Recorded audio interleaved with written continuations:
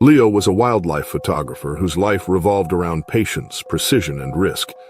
At 32, lean and weathered by years spent pursuing elusive creatures across unforgiving landscapes, he held a quiet passion for capturing the raw essence of nature. On a remote coastal island where cliffs dropped steeply into the cold Pacific, Leo followed a well-worn bear trail, intent on photographing the giant bears that roamed the region. The island was a wilderness paradise, but also one of the most dangerous places a person could explore alone. That day, a heavy fog clung low to the coastline, weaving through spruce and alder trees, muting sound and softening the jagged outlines of the cliffs. Leo crouched behind a patch of dense brush near the edge of a bluff, his camera mounted on a tripod, eyes fixed on a narrow trail frequented by bears. Every movement was deliberate and careful, meant to avoid startling the animals he had spent days trying to find. The salty air mixed with the scent of seaweed and damp soil. The afternoon felt unnaturally still. Unbeknownst to Leo, a massive bear was approaching from above. This male was an enormous animal, easily standing over 10 feet tall when upright, with a powerful, muscular frame and deep brown fur that shimmered in the shifting light. The animal had recently shown signs of agitation. Wildlife authorities had reported increased encounters in the area, possibly connected to illegal fishing activity disturbing its food sources. Leo remained focused on the trail ahead, unaware of the predator silently descending the slope behind him. Then, without warning, the bear charged, bursting through the underbrush with astonishing speed. The roar it released shattered the stillness, filled with raw power and fury. Leo had only a second to react. A massive paw struck his back, claws tearing through his jacket and raking deep into his skin. The impact sent him stumbling forward, his camera dislodged from the tripod. The device skidded across the rocky ground and tumbled over the cliff's edge into the churning sea below, its lens shattered. The bear lunged again, clamping its jaws around Leo's thigh with brutal force. Teeth tore into muscle and flesh as the bear shook him violently, throwing him like a rag doll against the jagged rock face. Pain erupted in every nerve, his body racked with agony as blood poured from the wound. Desperate, Leo fought back, clawing at the bear's muzzle and batting at its paws, but the creature's grip remained unyielding. Then, a sudden shift in the air, a sharp movement just to the side, broke the bear's focus. Leo's drone, previously set up to record aerial footage, powered up with a loud mechanical buzz and lifted into the air. The strange, unfamiliar sound startled the bear, causing it to pause and take a step back. It growled low, unsettled by the drone's motion. Bloodied and shaking, Leo took the chance. The cold wind bit through his torn clothing as he dragged himself away from the cliff's edge, each movement a test of willpower. His broken gear clattered behind him as he crawled over jagged stones, inch by inch, toward a distant silhouette. A ranger outpost, barely visible through the fog a few hundred meters inland. By the time he reached the doorway of the shelter, Leo's limbs trembled uncontrollably. His breath came in shallow, ragged gasps, and blood stained the wooden floorboards as he collapsed just inside. Minutes later, rangers burst through the entrance, alerted by emergency signals and radio calls. They found Leo barely conscious, his thigh torn open to the muscle and bleeding heavily. Swiftly, they administered emergency aid, binding the wound tightly while contacting a medevac team to evacuate him to the nearest medical facility. In the hours that followed, wildlife officers conducted an investigation near the site of the attack. What they found raised immediate concerns. Scattered across the ground near the bluff were fish remains, discarded guts and bones likely left behind by illegal poachers. The presence of this refuse painted a clear picture. Someone had been fishing in a restricted area, and the scent of fresh scraps had lured the bear from its usual territory. The male bear, typically cautious around humans, had followed the scent trail expecting an easy meal. Instead, it encountered Leo, an unintentional intruder. Authorities concluded that the bear's aggression was not random, but rather a reaction to disrupted conditions and abnormal stimuli. The illegal dumping of food waste had altered the animal's behavior, making it more defensive and unpredictable. The incident ignited debate among conservationists, locals, and regulatory officials. The fragile relationship between humans and wildlife on the island had grown increasingly strained. Illegal activity, such as poaching and unauthorized fishing, not only violated laws but also destabilized the ecosystem. With food sources disrupted, bears had begun venturing closer to human-occupied areas, increasing the likelihood of dangerous encounters. Leo's recovery was slow and painful. Weeks passed in hospitals and physical therapy facilities as he regained strength and function in his injured leg. Most of his photographs from the day were either lost to the sea or destroyed during the attack, leaving only a few damaged frames and shattered equipment as evidence of what he had endured. What remained were the scars, long, deep lines across his back and thigh that bore silent testimony to the close brush with death. More lasting than any image he might have captured was the vivid memory of the sudden, feral violence that had shattered his day. It was a reminder that nature, while beautiful and awe-inspiring, could turn wild and unpredictable in a heartbeat. Though he survived, Leo carried with him a hard-earned awareness of just how thin the line could be between observation and danger, especially in places where human interference was steadily tilting the balance of the wild. The vast frozen expanse of Nunavut's Arctic sea ice, where the horizon stretched endlessly beneath a pale, colorless sky, a small research camp stood isolated against the elements. It was early spring, a fragile season when ice sheets began to thin and break apart, and survival depended on vigilance and respect for the unforgiving wilderness. Eric, a seasoned hunter and guide, had spent years in the Arctic. His lean frame was hardened by the cold, his sharp eyes attuned to every subtle shift in the landscape. Beside him was Lars, a younger colleague, relatively new to the harshness of this world but eager to learn and contribute. That morning, the two men set out to check the seal traps they'd placed along a stretch of sea ice just beyond the camp's perimeter. The traps were essential, not just for research but also for subsistence, providing critical data on seal populations and helping feed the local community during lean times. The ice was slick and treacherous, riddled with spiderweb cracks and thin patches that threatened to give way without warning. A heavy fog blanketed the landscape, muffling sound and blurring shapes, turning the world into a quiet, ghostly void. Eric led cautiously, his knife sheathed at his side, eyes scanning every ripple and shadow across the ice. Lars followed closely, cold seeping through their layered clothing as they approached the first trap. Their breath formed pale clouds that vanished almost instantly in the frigid air. The only sounds were the faint cracks of shifting ice and the crunch of their boots. Then, out of the fog, a massive shape emerged. A polar bear, huge, male, and unmistakably dominant, materialized in the haze, its white fur glowing faintly in the dim light. Its black eyes locked instantly onto Eric, nostrils flaring as it lunged forward with terrifying speed. Lars shouted in alarm, his voice slicing through the silence, but the warning came too late. In a blur of motion, the bear collided with Eric, slamming him to the ground with a force that knocked the breath from his lungs and sent his knife skittering across the ice. The bear's massive jaws clamped down on Eric's shoulder, teeth sinking deep into muscle and bone. Eric fought back with desperate resolve, groping blindly until his hand found the knife. He slashed at the thick fur, striking repeatedly, but the bear only roared in pain and fury, shaking him violently before dragging him across the ice toward a nearby fissure. A wide black crack yawning in the frozen surface. For a moment, Lars froze in shock. Then instinct took over. He turned and sprinted toward the camp, every step on the slick ice a test of balance and speed. The fog thickened around him, and soon a fierce Arctic storm swept in, wind and snow slashing across his path, turning the world into a blinding blur of white. Visibility dropped to nearly nothing, and the cold gnawed at his exposed skin. Each movement became a battle against the elements. Back at the scene, the polar bear dragged Eric relentlessly closer to the fissure. Blood marked their path, the red stark against the white ice. Eric's strength was fading. Each breath came in shallow gasps. The bear's movements were frantic and erratic, driven by hunger and desperation, likely symptoms of a disrupted hunting season due to an unusually early ice melt.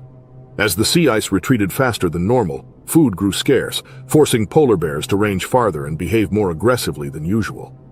Hours passed slowly as Lars pushed through the storm and reached the camp. He raised the alarm immediately. Rescue teams mobilized, loading sleds with ropes, emergency gear, and rifles. The atmosphere was tense, urgency and dread settling over the group as they prepared to head into the storm. When the rescuers arrived, the blizzard had eased into a sharp wind, but the danger was still very real. The bear remained near the fissure, pacing in slow, agitated circles. Its white coat was streaked with blood and dirt, its posture aggressive and unstable. The rescuers approached with caution, rifles ready, voices low to avoid provoking another attack. Eric was found half submerged near the ice crack. His coat was torn and his body bore deep wounds, bite marks, claw slashes, and evidence of a violent struggle. The cold had already taken its toll. Despite Lars's efforts and the rescue team's urgency, Eric had succumbed to his injuries and the elements. The bear, sensing the presence of multiple people and growing noise, eventually backed away into the mist, vanishing once more into the Arctic wilderness. The camp was devastated. Eric was more than a skilled hunter. He had been a mentor and a calming presence amid the unpredictability of the Arctic. His loss struck deeply. It was a sobering reminder of how the changing climate was rewriting the rules of survival in the far north. With the ice disappearing earlier each year, predators were growing more desperate, and humans working in these regions were facing new, more immediate threats. Lars, though traumatized, remained determined. After the incident, the camp overhauled its safety protocols. All expeditions were now required to carry emergency communication gear, more robust defensive tools, and updated GPS trackers. Risk assessments were conducted before every outing. The close-knit team committed themselves to vigilance, knowing the old habits were no longer enough in a rapidly changing environment. As the Arctic sun dipped low on the horizon, casting long shadows across the fractured ice, the camp honored Eric quietly. There was no ceremony, just shared silence, the kind born of deep respect and mourning. His story spread among neighboring communities, not as sensational tragedy, but as a warning, a stark illustration of how easily the balance between humans and wildlife could be broken. In the high north, survival has always depended on harmony with the land and its creatures. But as the climate shifts and boundaries blur, that harmony grows more fragile. Eric's death was a heavy loss, but his legacy endured. In the lessons learned, the lives saved, and the renewed respect for a wilderness that never yields easily and never forgets. The wind swept cold and salty across the rocky shore of a remote cove on Kodiak Island, carrying the scent of seaweed and fresh fish. Mark, a seasoned fisherman in his late 40s, worked methodically along the beach, cleaning the morning's catch of salmon. His hands moved with practiced precision, muscles worn from years battling the harsh Alaskan seas. All around him stretched the island's rugged wilderness, thick spruce forests climbing the cliffs, waves crashing against jagged rocks, and an endless sky opening overhead. Mark had chosen this secluded spot for its solitude and bounty, far from the busier harbors and fishing boats. The morning sun cast long shadows over the cove as cool air mingled with the metallic tang of fish blood. As he sliced into the belly of a silver salmon, the scent of fresh flesh drifted toward the tree line. In the nearby woods, a rustle went unnoticed.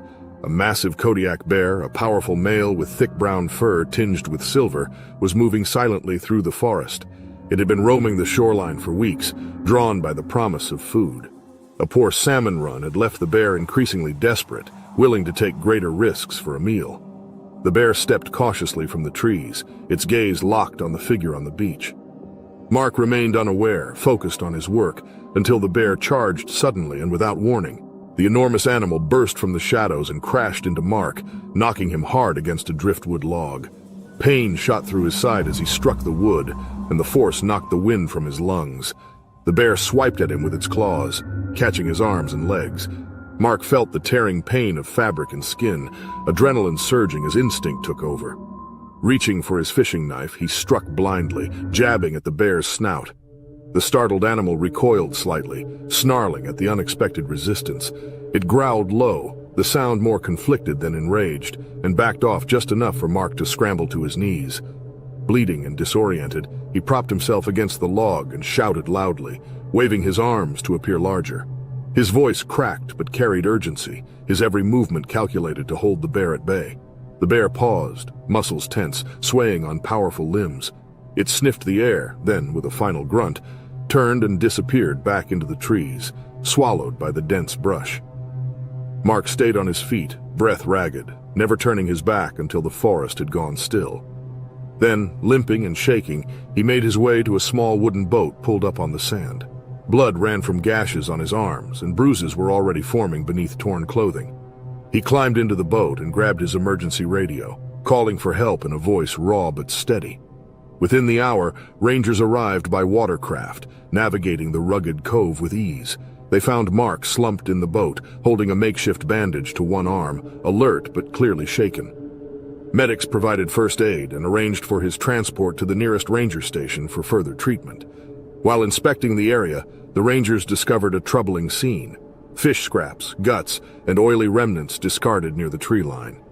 These remains, likely left by other fishermen, had attracted wildlife far too close to human activity. The team documented the site thoroughly, collecting evidence and issuing warnings about improper waste disposal in bear territory. The incident quickly raised alarms among the local fishing community. It highlighted a growing concern: how increased human presence and careless habits were disrupting wildlife behavior on the island. Rangers issued reminders and guidelines, urging all fishermen to adhere to proper disposal protocols to reduce the risk of encounters like Mark's. Mark's survival came down to experience and composure. His familiarity with the landscape, his instinctive reaction, and his refusal to panic made all the difference. Though injured and visibly shaken, he was determined to recover and return to the waters he knew so well. The attack left more than physical scars.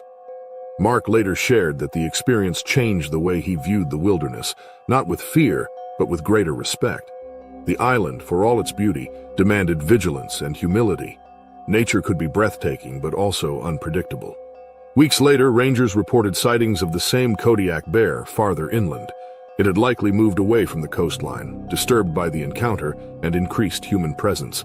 Wildlife experts believe the bear's behavior was driven by hunger and confusion, brought on by environmental pressures and a shrinking food supply. For Mark, the confrontation became a powerful reminder. He began speaking with fellow fishermen, urging them to be mindful of their surroundings and more responsible with their waste. He stressed that carelessness not only endangered people, but placed bears at risk as well. Once a bear became accustomed to human food, it could behave more aggressively and face removal or worse. The story spread quickly across the island's small communities, becoming a cautionary tale. Mark's ordeal underscored the fragile balance between people and wildlife, especially in such remote and wild places. It showed that even the most seasoned outdoorsmen were not immune to the consequences of nature's unpredictability. His experience served as a wake-up call, not only to the dangers present, but also to the responsibilities shared by those living and working in the wilderness. On Kodiak Island, survival wasn't just about skill. It was about awareness, respect, and the choices made every day to coexist with the wild. The circus tent stood like a giant striped monument at the edge of the city, pulsing with music and bright lights as hundreds of people crowded inside. Laughter and anticipation filled the air while children tugged at their parents' sleeves, and performers in sequined costumes moved through the crowd, tossing candy and balloons. The ringmaster drew attention beneath the arched beams of the canvas roof, and in the center ring, under a spotlight of golden haze, a massive brown bear stood upright, balancing on its hind legs and turning slowly on a platform to delighted applause. The bear, nearly 7 feet tall and weighing over 600 pounds, was the grand finale of the night, a spectacle that drew families from across the region. Children stared with wide eyes as the towering animal, clad in a loose red collar and guided by 2 handlers with long poles and treats, moved through a routine of rehearsed gestures, standing, bowing, and spinning. Each movement appeared stiff but controlled, the illusion of discipline held together only by training and familiarity. Unseen beneath the surface, however, a quiet unease stirred within the animal. In the front row, a boy named Lucas, 8 years old with a round face and tousled brown hair, sat beside his mother and younger sister.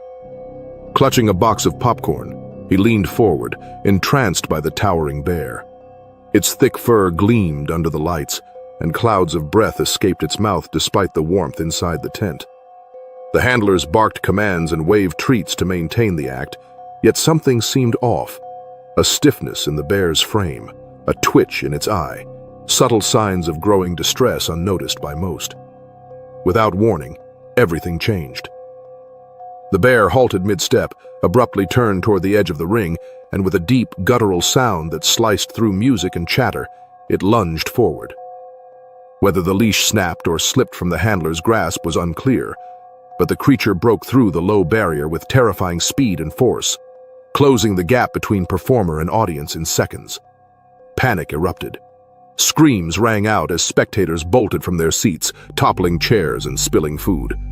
The bear had already locked eyes on Lucas, who sat frozen in fear as the enormous creature reared up before him. With one swipe of its paw, it sent the popcorn flying. A moment later, its jaws clamped around the boy's small arm. Lucas was yanked partly from his seat in a single jolt, pain surging through him as his mother tried to reach him. She was pushed back by the stampede of the fleeing crowd. The bear shook the boy with violent force, its teeth sinking deep. Blood soaked Lucas's shirt as chaos spread. The handlers raced into action, shouting, tossing meat, and trying to draw the animal's attention. Lucas remained in the bear's grip, his body jerking with each movement as panic overtook the tent. His cries were swallowed by the noise and confusion. A metal pole jabbed into the bear's side, not hard enough to harm, but enough to startle it. The animal growled, blood on its mouth, and hesitated. Yet instead of releasing the child, it clamped down harder.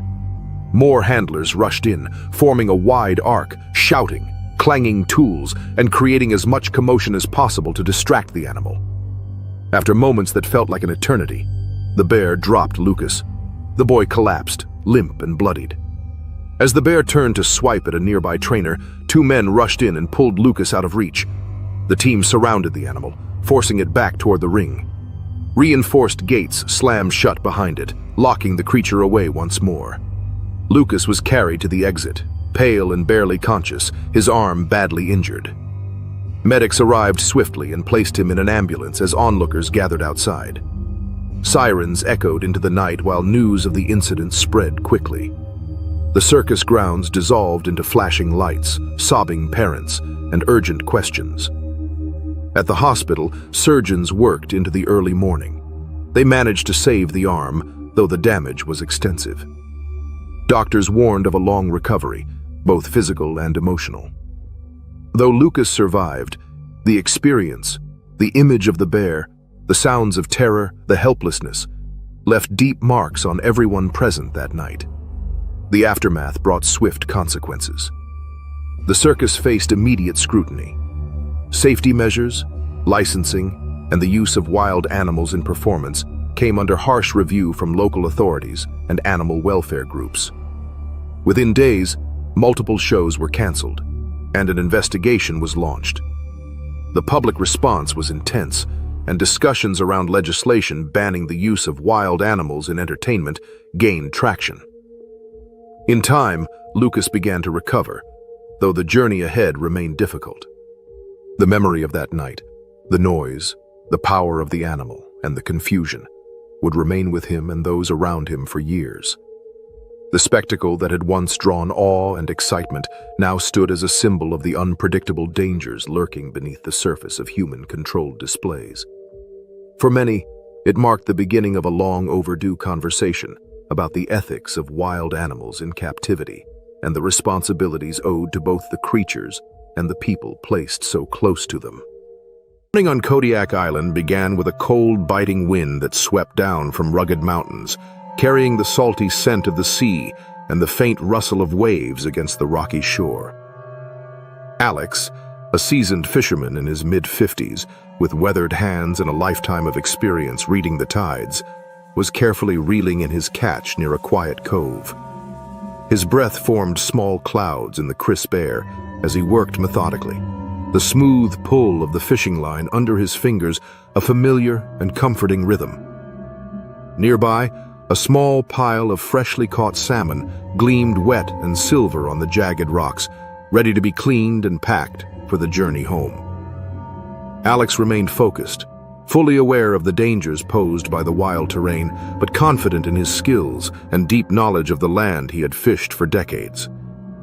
Without warning, from the edge of the tree line beyond the rocks, a massive brown bear emerged almost silently, its large form blending into the shadows of the dense forest.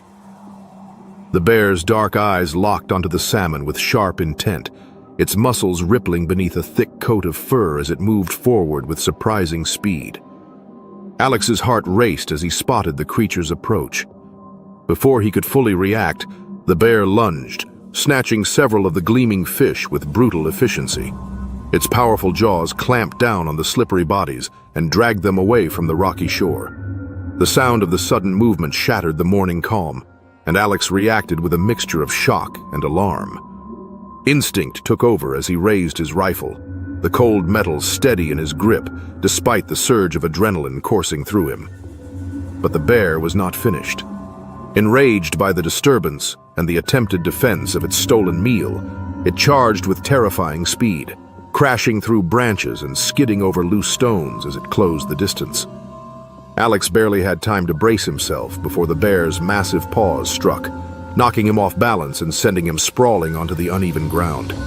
Its claws slashed across his thigh with ferocious force, tearing deep into muscle and flesh and sending shockwaves of pain through his body. Blood welled quickly from the wound, soaking through the fabric of his pants and pooling on the rocky earth beneath him. Staggering back, Alex scrambled to his feet, gritting his teeth against the pain as he fired several warning shots into the air. The loud cracks of gunfire echoed sharply in the still morning, startling the bear momentarily and causing it to hesitate. Yet rather than retreating, the animal began to circle him with a deliberate, calculated patience. Its dark eyes remained locked on him, as if weighing the next move with intelligence and intent. The bear lunged again, once more crashing forward with incredible speed. It grazed Alex's outstretched arm, shredding the skin and sending him reeling sideways. Fighting to keep his balance, he battled against the pain and disorientation, his heart pounding wildly in his chest as he struggled to remain upright amid the chaos. With a final, powerful burst of motion, the bear turned and retreated toward the forest, carrying its stolen catch in its jaws as it vanished into the dense trees. Alex collapsed onto the rocks, trembling from the pain and adrenaline, his blood mixing with the cold sea spray while the wind howled around him. The wounds on his thigh and arm burned with intensity, and the weight of the encounter settled heavily over him. Though shaken and injured, he understood the urgency of acting quickly. Gritting his teeth, he forced himself upright and began a slow, painful trek back toward the small fishing village, located several miles inland. Every step was agonizing, but the thought of help and safety drove him forward along the rugged coastline. As he limped along, the distant sound of waves crashing against the cliffs served as a reminder of the wilderness's relentless presence. His mind raced with memories of the attack, the bear's explosive charge, the slicing claws, the overwhelming scent of fur and earth mingled with blood. Deep down, Alex recognized that the bear's boldness was more than a random act. Environmental shifts were changing behavior. Scarcity of food in the unforgiving terrain was pushing these apex predators to take greater risks, drawing them dangerously close to human activity. By the time Alex reached the village, the close-knit community had sprung into action, rushing him to the nearest medical clinic. There, doctors cleaned and stitched his wounds, working for hours to stabilize his condition. The injuries were serious, but not life-threatening. Recovery would be a long, painful process, but it was possible. The emotional impact, however, ran far deeper than the cuts on his body. Alex knew that what he had experienced was not just a personal ordeal. It was a clear warning sign about the changing nature of coexistence between humans and the wild. In response, local authorities and wildlife specialists issued urgent alerts to fishermen and outdoor workers in the region. They stressed the need for vigilance and preparedness, urging people to keep food securely stored and to avoid behaviors that could attract bears to populated areas. The message was stark and immediate. As these animals adapted to shrinking food resources and expanding human activity, close encounters were no longer isolated incidents. They were becoming part of a troubling new pattern. Experts recommended deterrents such as bear spray and emphasized the importance of staying calm, backing away slowly, and avoiding eye contact in the presence of bears. They also advised against making sudden movements, noting that aggression often followed perceived threats. Education and preparation were now essential tools in avoiding tragedy. Despite these efforts, the community remained on edge, the attack a sobering reminder of how narrow the line was between survival and disaster in remote environments. The story quickly spread beyond the island, drawing attention to the broader challenges of wildlife management, habitat overlap, and human safety. For Alex, the memory of the bear's charge and the deep, burning pain of his injuries would never fully fade.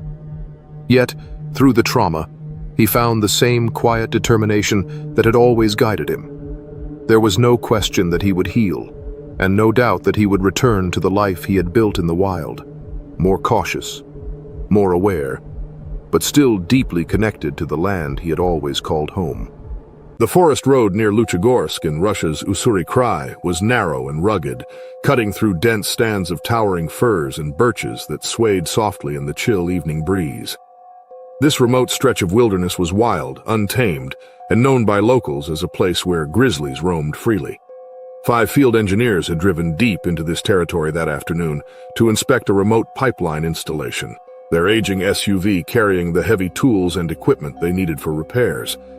The men were accustomed to rough conditions and the constant risks of working far from any settlement, but nothing had prepared them for the nightmare waiting in the shadowed woods. Grizzly was the team leader, a broad-shouldered man in his early 40s with a face weathered by years of harsh winters and demanding labor. Calm and precise, he had earned respect for his knowledge and steady nerves. Beside him was Mikhail, younger but sturdy, a no-nonsense type with a preference for action over words.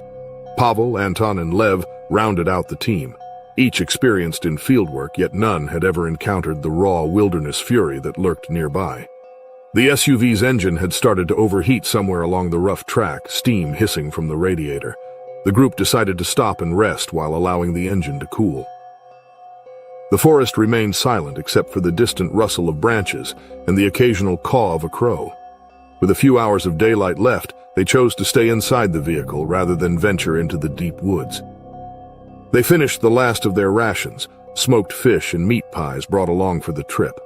The scent of food, rich and strong, drifted unnoticed through the cracked windows and far into the forest. Several hundred yards away, a massive grizzly had caught wind of it. The bear, a giant male with broad shoulders, thick with muscle and a coat that shimmered golden in the fading light, had roamed these parts for years. Cautious but opportunistic, he had learned that humans sometimes meant food. Hunger and instinct drew him silently toward the scent. As dusk crept steadily across the landscape, the forest shadows grew long. The men sat inside the vehicle, quietly sharing food and memories of previous assignments. None of them noticed the subtle movements at the edge of the tree line, the massive shape moving closer with steady, deliberate steps.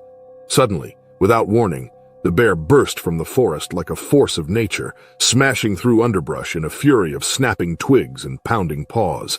The first indication of danger came when the bear's powerful paw struck the SUV's rear window. Thick glass shattered instantly, scattering sharp shards inside the cabin. Panic erupted as the bear's enormous body crushed the rear door, twisting metal with terrifying ease. The men inside reacted in a frenzy, but the animal's strength was overwhelming. With a deafening roar, the bear ripped a side door from its hinges and tossed it aside effortlessly. In one brutal motion, it lunged halfway into the vehicle. Grizzly, seated in the back, was the first to be seized. The bear's claws dug deep into his jacket, dragging him out through the shattered window and onto the cold forest floor. Outside, chaos unfolded. Mikhail leapt to help his team leader, launching a desperate kick at the bear's side. The creature twisted with astonishing speed, latching onto Mikhail's collar and pulling him partly out of the vehicle.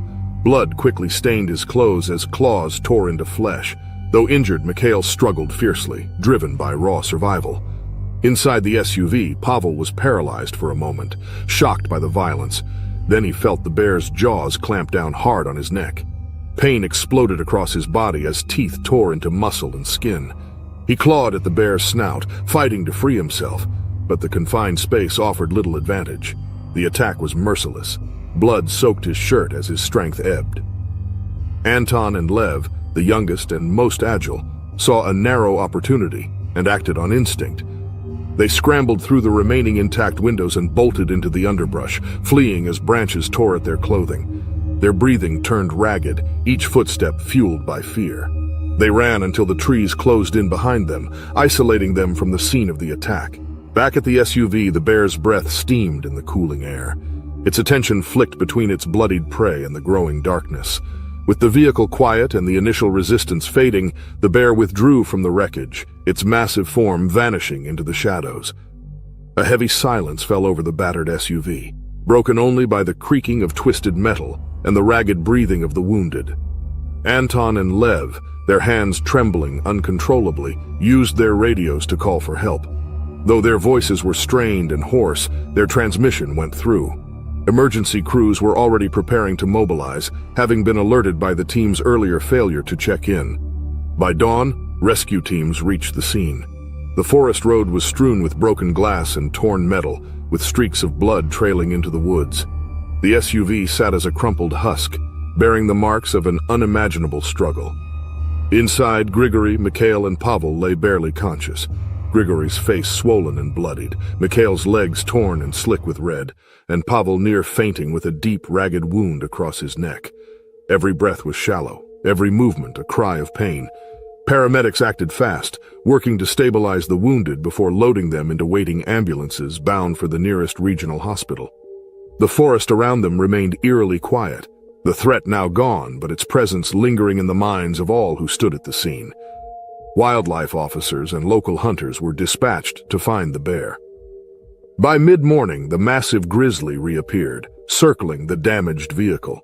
Its silhouette loomed against the pale morning sky, a terrifying figure of power and unpredictability. When it charged at the search team without hesitation, officers fired. The animal fell in the clearing where it had first attacked, ending its dominance over that remote patch of forest. In the weeks that followed, the survivors recovered slowly in hospital beds. Their bodies bore deep scars, and their minds carried heavier ones. The memory of claws raking flesh, the weight of helplessness, and the horrifying realization that no amount of training could fully prepare them for the raw, untamed violence of the natural world. In the remote outskirts of Montana, where thick pine forests stretched for miles and mountains stood like silent sentinels, life moved slowly. Small towns dotted the landscape, connected by winding dirt roads that cut through wild, untamed land. The community lived with a deep respect for the wilderness surrounding them. For many, the forest was a source of livelihood, beauty, and occasional danger. One familiar sight each morning was the bright yellow school bus that trundled along dusty roads, collecting children from scattered homes before delivering them safely to a small local school. Jerry, a steady and experienced driver in his late 40s, had driven the route for over a decade. His knowledge of every bend and tree line was unquestioned, and his calm presence reassured parents that their children were in good hands. On a chilly October morning, the bus neared the edge of a dense forest where the last pickup point lay ahead. The sky was pale with early autumn light, and fallen leaves danced in hues of gold and rust along the roadside. Inside the bus, 15 children chatted quietly, their voices blending with the low hum of the engine. Some watched the trees drift by while others fidgeted in their seats, eager to reach school. As the bus slowed near a narrow clearing, gravel crackled under the tires. Jerry reached out to unlock the door for the final student waiting by the tree line. But before he could open it, the forest erupted into chaos. A massive grizzly bear burst from the shadows, crashing through the underbrush with terrifying speed. It was an enormous animal, broad, powerful, its dark fur matted with dirt and leaves. Muscles rippled beneath its coat as it locked eyes on the bus like a battering ram of fury. With a thunderous roar, the bear slammed into the vehicle, its shoulder and claws smashing against the metal frame. The side of the bus dented violently, yellow panels folding inward under the sheer force. Several windows shattered in an instant, sending shards of glass raining into the bus. The children's screams pierced the air, a chorus of terror as they scrambled for cover, diving beneath seats and clutching their legs. Jerry's heart pounded, but his instincts kicked in.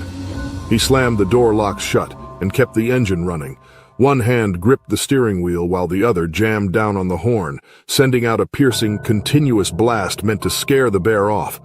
His eyes remained locked on the circling animal as it raked its claws across the siding again and again, the sound of metal giving way under its strength echoing through the woods. Inside, the school bus became a chamber of fear. The children crouched low, trembling and pale, some whispering prayers, others clinging to each other. Every scrape of claws and guttural growl sent a fresh wave of panic through the cramped interior. The air was thick with the scent of dust, engine fumes, and raw fear. The bear continued its assault for nearly 20 minutes, It circled, struck, growled, and searched for a way in. Jerry never stopped pressing the horn, sweat beading on his forehead despite the cold. His body was tense, his thoughts focused entirely on keeping the children safe. Then, as suddenly as it had begun, the bear froze. It stood tall on its hind legs, towering above the bus, sniffing the air. Its ears twitched at sounds deep within the woods, some disturbance beyond the clearing. After a long pause, it let out one last growl, then backed slowly into the shadows and disappeared into the forest. Jerry didn't hesitate. He shifted into gear and accelerated down the gravel road, putting as much distance as possible between the bus and the tree line. Inside, the children remained silent, shaken but physically unharmed. A few bore cuts from broken glass or bruises from falling, but there were no serious injuries. The emotional impact, however, was unmistakable. Their wide eyes and trembling limbs told a deeper story. When they reached the school, staff and parents rushed out to meet the bus. News of the attack spread quickly, stirring concern and fear throughout the community. The principal temporarily closed the school, arranging for counselors to meet with the children and families to help them process the trauma.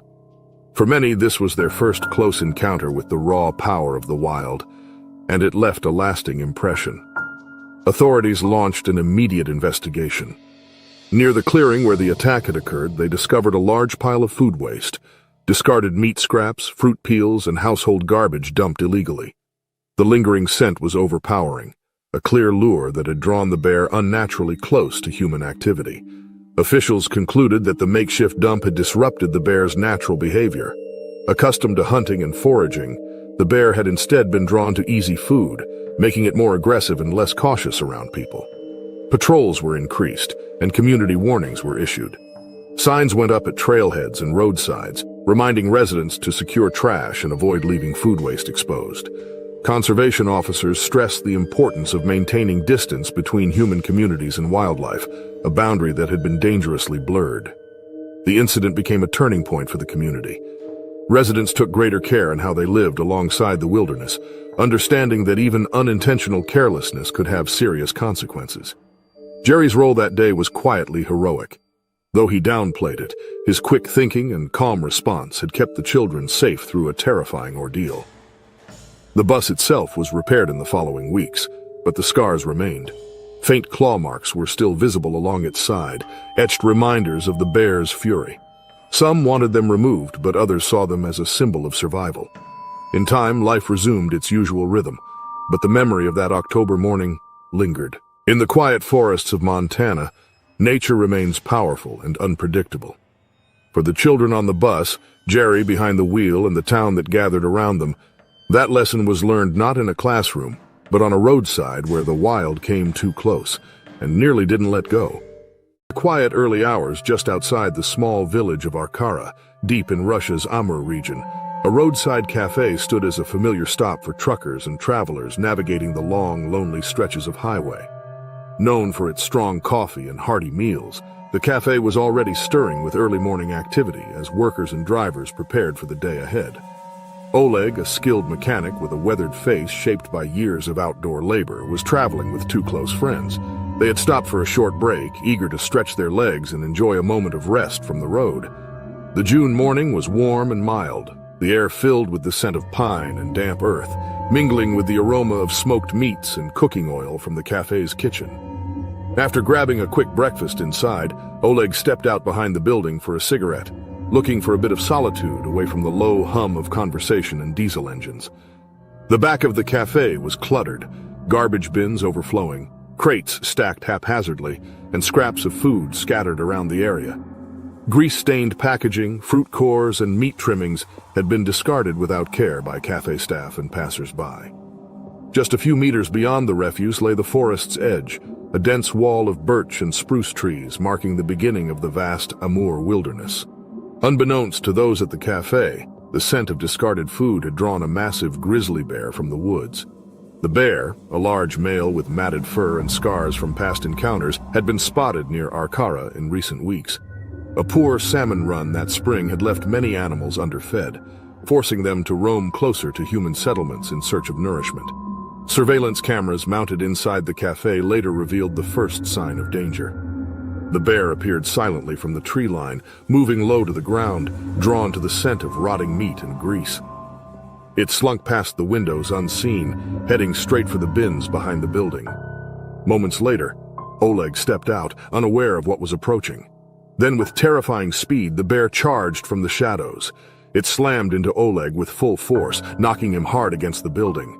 The impact splintered the wooden siding, and Oleg crumpled to the ground, winded and stunned. His cries of pain rang out sharply, cutting through the soft clatter of dishes and idle chatter inside the cafe. Inside, patrons froze for an instant before rushing toward the noise. Oleg's friends were among the first to respond, racing out the front entrance and around the building. But by the time they reached the back, the bear had already gripped Oleg in its jaws, dragging him rapidly toward the nearby tree line. The animal's strength was overwhelming. Though his friends shouted and threw objects, the bear remained focused, retreating into the forest with its prey. Local hunters were alerted almost immediately after the cafe owner placed a frantic call for help. Within the hour, a group assembled and began tracking the bear through the dense forest. Snow still lingered in patches on the ground, remnants of an unusually late thaw, now stained in spots with blood. Broken branches and disturbed foliage marked the trail. Though enormous, the bear moved with surprising stealth, winding through the trees as it sought cover. Eventually, the hunters reached a small clearing. There they found Oleg. His body lay twisted among the underbrush, his clothing torn and bloodied. He had sustained deep bite wounds and claw injuries. The bear had already begun feeding before retreating again into the woods. The group raised their rifles and advanced with caution, scanning the forest's edge. Suddenly, the bear charged again, its roar echoing through the clearing. The hunters responded instantly. Shots rang out in the cold morning air, sharp and final. The massive animal collapsed, its threat ended, but the sense of loss hung heavy over the clearing. Officials later conducted a full investigation. Security footage and witness accounts confirmed the sudden nature of the attack. Forensic analysis detailed the extent of Oleg's injuries and indicated he had not survived long after the initial strike. Environmental officers discovered that the cafe had failed to manage its waste properly. Meat scraps and grease-laden garbage had been disposed of mere meters from the forest, effectively baiting the bear into a deadly encounter. As a result, the cafe was heavily fined and ordered to make immediate changes. Bear-proof garbage containers were installed, fencing was added to the property's rear, and all staff were required to follow new waste disposal protocols. The incident became a case study in what not to do in remote regions where large predators roam. The village of Arkara was left shaken.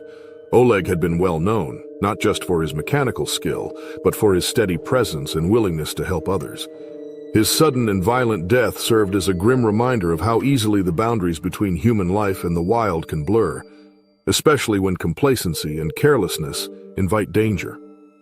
In the weeks that followed, wildlife patrols increased around the area. Public awareness campaigns were launched, urging residents and travelers to remain cautious and follow safety guidelines when in or near bear territory. Warning signs were posted along the highway and at rest stops, reminding people of the risks and the importance of responsible behavior in shared environments. The cafe changed ownership soon after, and the new management prioritized safety and compliance. But the story of what happened that morning remained etched into the local consciousness, a reminder that even a familiar stop on a peaceful summer day can become the site of tragedy when the balance between people and nature is disrupted. The bear had been driven by hunger, shaped by an environment in flux, but it was human negligence, careless waste disposal, and a lack of precaution that had made the encounter possible.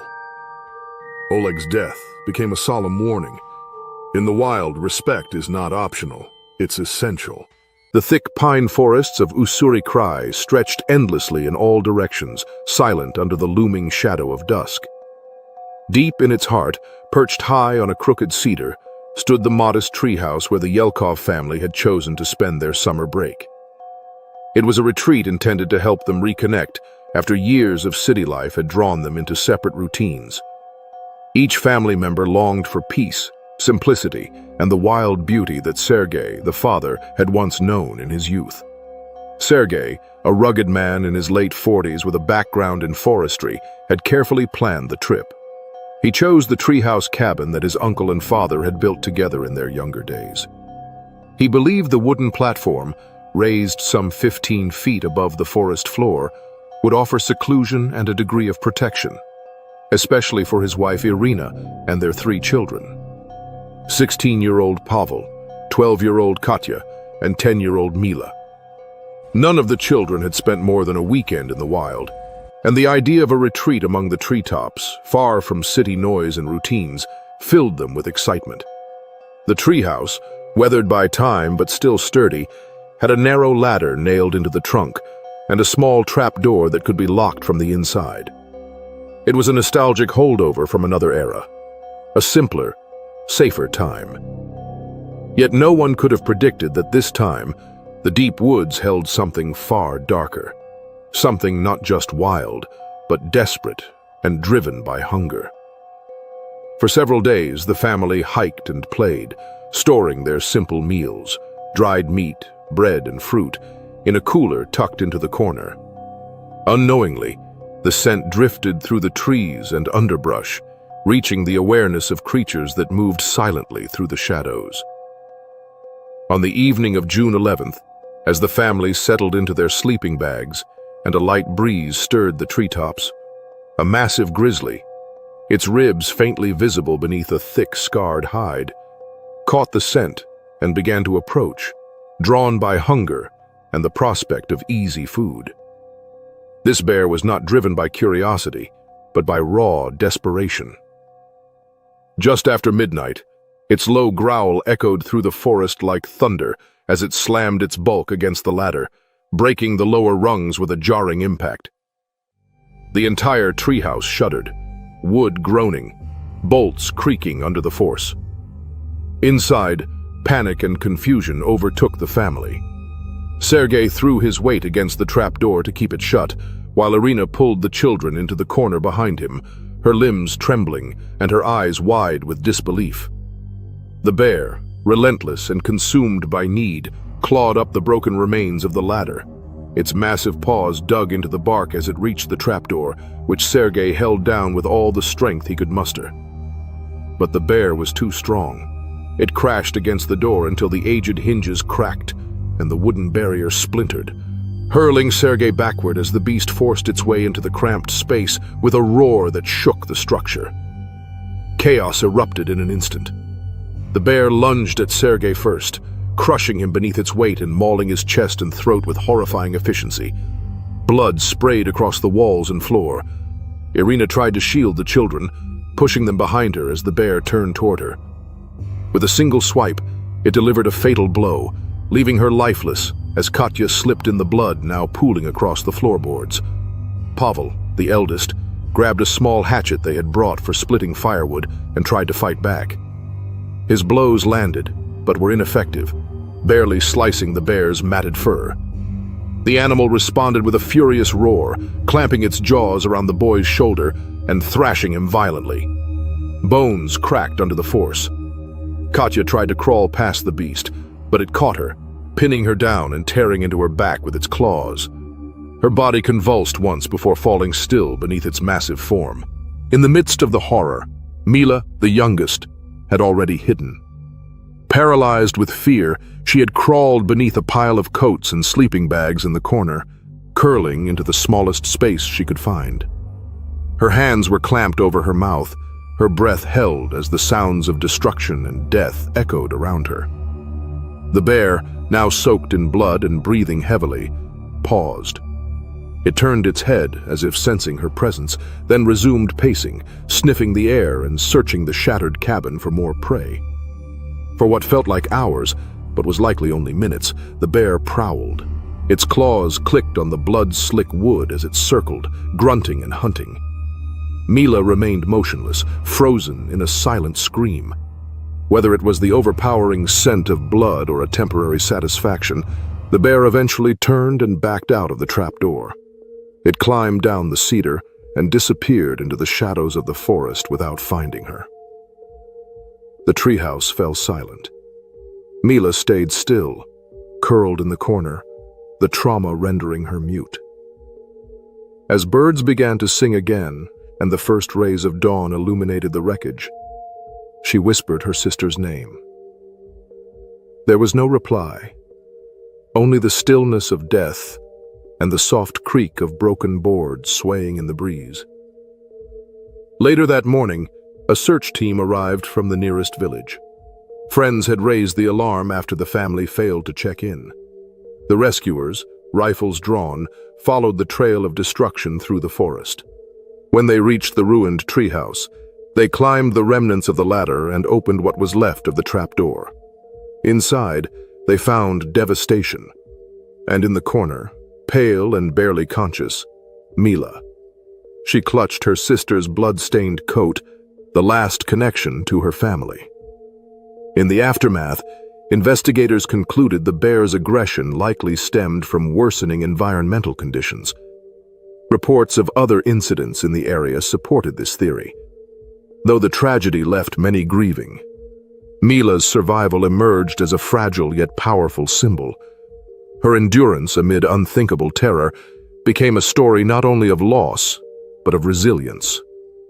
When she finally spoke, her voice carried the memory of what she had endured, the sounds, the weight, the fury, and the unbearable silence that followed. The night air in the remote wilderness of British Columbia was thick with the scent of pine and damp earth. But within a small, quiet campground nestled between towering evergreens, the peace was on the verge of being shattered by a terrifying force of nature. Karen, a woman in her early 40s who had ventured into the forest seeking solitude and adventure, was resting inside her luxury SUV after a long day of hiking. She had parked beneath a dense canopy of trees, taking care to set up camp carefully and enjoy the stillness. The vehicle was stocked with food, most of it packed in sealed containers and bags, but the lingering aroma inside was enough to attract a presence neither expected nor wanted. As Karen drifted into a light sleep, a sudden crash of breaking glass and heavy thuds against the vehicle's metal frame jolted her awake, snapping her from dream state to raw terror in a heartbeat. In a matter of seconds, a massive grizzly bear had smashed through the windshield, sending shards of glass across the seats and dashboard.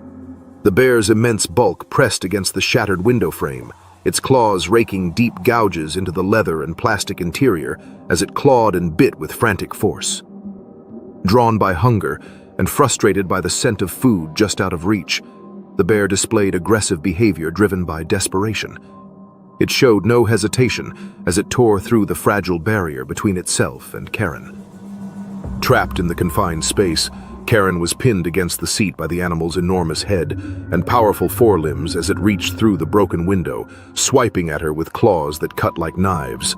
Pain erupted in her right arm as the claws dug deep into muscle and flesh, leaving burning wounds that bled freely onto the torn fabric of her jacket. Despite the shock and agony, her mind remained focused. Panic threatened to take hold, but she fought to remain calm, knowing that losing control could mean losing everything. The bear's hot breath filled the interior, accompanied by the sounds of glass crunching under its weight and the crack of plastic yielding to brute strength. Each violent movement of the animal was a reminder of her imminent danger. With trembling hands, she reached for the door lock, her fingers slick with blood yet determined to escape. At first, the door resisted, its frame twisted from the bear's attack, but after several agonizing seconds it gave way. Karen pushed it open, wincing as the bear's claws brushed her arm once more. The moment she was free, she crawled onto the muddy ground, scrambling backward through the dirt and pine needles, her voice rising in a raw, desperate cry for help. The bear advanced for a moment, snarling, but was soon distracted by the sudden eruption of sound and light from nearby campers who had heard the commotion. The once quiet campground became a frenzy of action. Metal pots banged loudly, bear spray hissed through the air, and voices called out urgent warnings. Campers acted quickly, defending themselves and diverting the bear's attention away from Karen. Confused and agitated by the assault of noise and light, the bear growled in protest, but gradually began to back away. It limped slightly, a possible result of its own violent encounter with the vehicle, and retreated into the shadowy forest, vanishing into the thick underbrush. Nearby campers rushed to Karen's side as she collapsed, clutching her injured arm and trembling in the wake of the attack. Her wounds were serious, but thanks to the quick response of others, she had survived what could have been a fatal encounter. Emergency responders arrived within the hour and transported her to the nearest medical facility. There, surgeons worked to clean and treat the deep gashes and puncture wounds, stitching torn skin and muscle, and administering antibiotics to prevent infection. The physical damage was extensive, but her ability to remain composed in the moment had been vital in minimizing the consequences. Recovery would be long and painful, both physically and emotionally, as the memories of that night clung to her mind like scars. In the aftermath, word of the attack spread swiftly through local outdoor communities and regional wilderness authorities. Advisories were issued, urging campers and hikers to adopt stricter precautions when storing food and managing campsites. Officials highlighted a growing concern. Grizzly bears were venturing closer to human settlements in search of food, driven by habitat loss and seasonal scarcity. As natural food sources declined, these animals were becoming increasingly bold and dangerous. The incident served as a stark warning. Even in well-maintained wilderness areas, the balance between human activity and wildlife could tip dramatically with little notice. Authorities reiterated the need for bear-proof storage containers, suspended food caches, and vigilant campsite hygiene. Leaving food or packaging unattended, even inside vehicles, could result in dire consequences. Campers were cautioned to avoid preparing or eating food near sleeping areas and to remain alert, especially in regions with recent bear sightings. Wildlife experts examining the event observed that the bear's behavior aligned with that of an animal driven by extreme hunger rather than typical aggression. It was noted that bears conditioned to associate human spaces with food gradually lose their natural caution, increasing the likelihood of violent interactions. They warned that without intervention and improved coexistence strategies, these situations would only become more common. Karen's ordeal became the subject of study among park officials and wildlife biologists, who cited her case as an example of escalating human-wildlife conflict. Her SUV, now badly damaged and littered with claw marks and broken glass, stood as a physical reminder of the night's terror. Yet the deeper impact remained in her spirit, where fear and trauma occasionally resurfaced in vivid flashes. Nightmares and anxiety episodes followed her into the weeks and months of recovery. Even so, there emerged within her a quiet determination to heal and to use her story as a cautionary tale. By sharing her experience, she hoped to educate others about the real dangers of wilderness exploration and the critical importance of respecting the boundaries between civilization and the wild.